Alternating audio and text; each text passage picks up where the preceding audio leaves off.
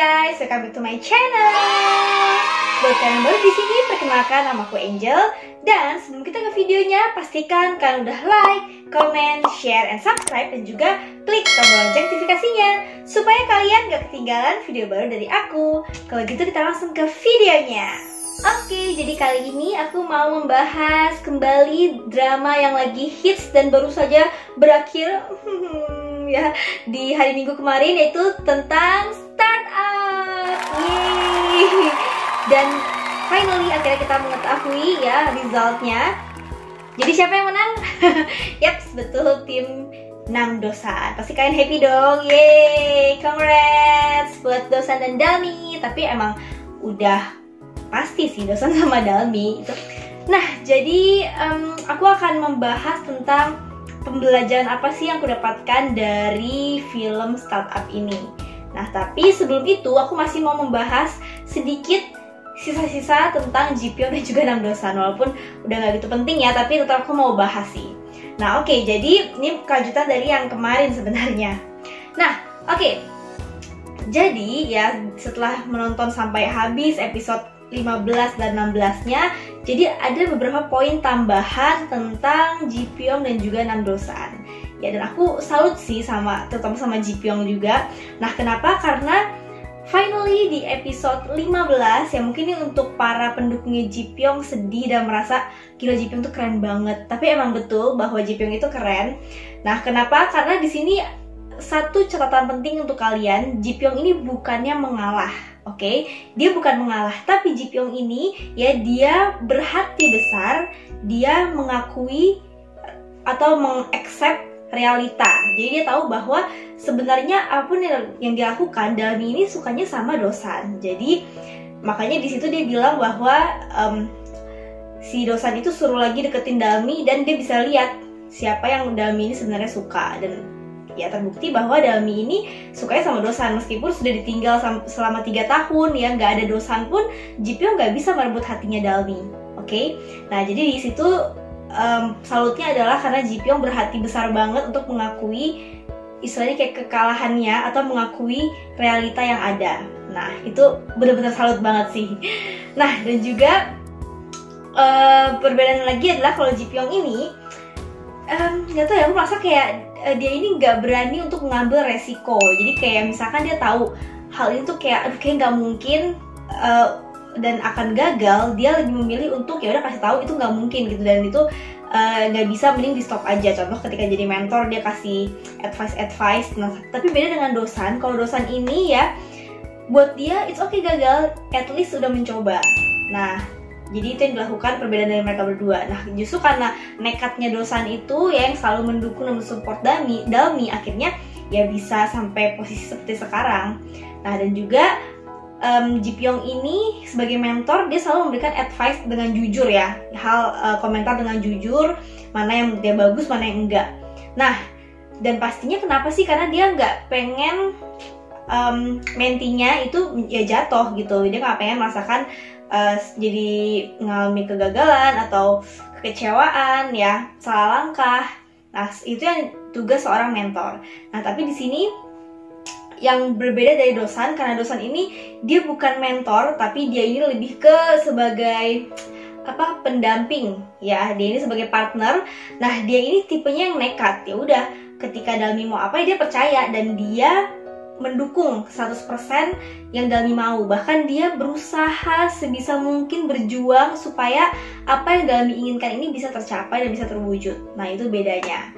Jadi dua-duanya sama-sama bagus, sama-sama baik, tergantung sesuai yang dibutuhkannya aja. Kapan dibutuhkan seorang mentor, kapan kita butuh seorang pendamping, seperti itu. Jadi dua-duanya bagus.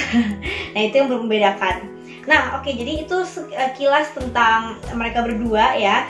Nah, jadi sebenarnya menurut aku tuh film Startup ini tuh berbicara tentang sebuah proses kehidupan yang dimana ada disakiti, dikecewakan, dikhianati, terus bahagia, romance, dan lain-lainnya. Pokoknya tentang kehidupan deh, dimana ketika kita memulai sesuatu, dalam mengambil keputusan itu sangatlah penting. Keputusan yang kita ambil itu ada konsekuensinya masing-masing. Nah, Dan dari film startup ini banyak banget yang dipelajari, bener-bener banyak banget ya dari berbagai aspek. Nah, aku mau bahas, jadi ada apa aja? Ada di sini 5 aspek yang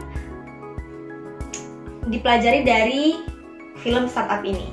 Nah, yang pertama aspek family. Nah, jadi di sini juga menceritakan tentang keluarga, konflik antara keluarga, tapi endingnya ya mereka bersatu. Nah, itulah family. Jadi family is family, walaupun ada yang berbuat kesalahan, ada yang mungkin awalnya saling membenci, marah, emosi, bersaing, tapi family is family. Ketika kita benar-benar datang lagi ya, kita dengan hati yang tulus, ya keluarga itu akan menerima kita kembali. Itu pembelajaran yang luar biasa banget sih.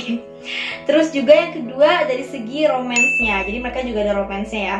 Nah, di sini aku belajar banget dari seorang dosen, dimana ketika kita punya pasangan ya, kita itu harus support 100% selama hal itu hal yang positif ya. Jadi justru ketika kita merasa hal itu sulit untuk dilakukan, tapi itulah fungsinya pasangan, untuk melengkapi. Ketika satu orangnya merasakan sulit, ya kita harus membantu dengan berbagai macam cara, dengan hal yang positif. Ya ingat catatannya, selama hal itu positif kita akan support. Nah, kemudian juga friends. Nah, jadi dimana dosen ini punya teman-teman, si Chulsan sama Yongsan, dimana mereka ini memulai bisnis dari kecil banget, banyak jatuh bangunnya, sampai akhirnya mereka sukses dan mereka selalu bersama-sama. Itulah teman, itulah best friend, dikala susah, dikala sukses, semuanya mereka yang bersama-sama, tidak ada yang meninggalkan. Jadi keren banget sih punya teman yang kayak gitu. Beruntung banget lah si dosen. Terus juga kemudian dari segi karir. Nah, dari segi karir ya, di sini aku juga belajar dari mereka bertiga, si San Tech ini. Jadi sebenarnya ketika kita merasa kita mungkin punya banyak ide, tapi nggak semua orang itu punya kapasitas untuk menjadi pemimpin.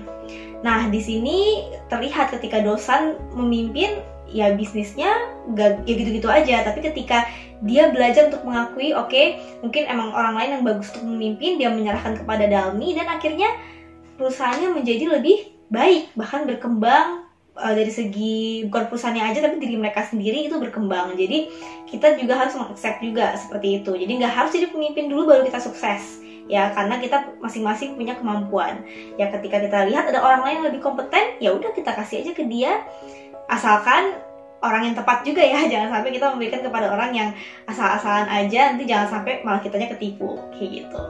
Nah, kemudian dari segi kehidupan, jadi dalam hidup ini yang aku percaya adalah gak ada yang namanya bohong untuk kebaikan. Ini penting banget sih. Alasan kalau misalnya orang bilang aku bohong demi kebaikan, no, itu bener-bener salah. Yang namanya bohong itu bohong, gak ada demi kebaikan. Mungkin baik untuk saat itu, tapi untuk jangka panjangnya ya efeknya seperti Ji Pyong berbohong sama Dalmi, Dosan berbohong sama Dalmi, efeknya ya begitulah ya. Nah, yang paling parah akibatnya di Ji Pyong, karena Ji Pyong yang paling utama ya, dia yang meminta Dosan untuk berbohong. Akhirnya efeknya ya udah, yang tadinya harusnya Dalmi itu bisa sama Ji Pyong tapi jadi nggak bisa. Jadi sebenarnya bohong itu adalah hal yang ditunda ya, yang nantinya akan ketahuan dengan sendirinya dan berakibatnya lebih buruk. Jadi so better ya udah, mendingan kita kasih tahu faktanya sekarang meskipun menyakitkan, tapi ya udah kita berkata jujur dan menghindari hal-hal yang tidak diinginkan. Ya, jadi menurut aku nggak setuju sih dengan bohong untuk kebaikan, itu nggak banget.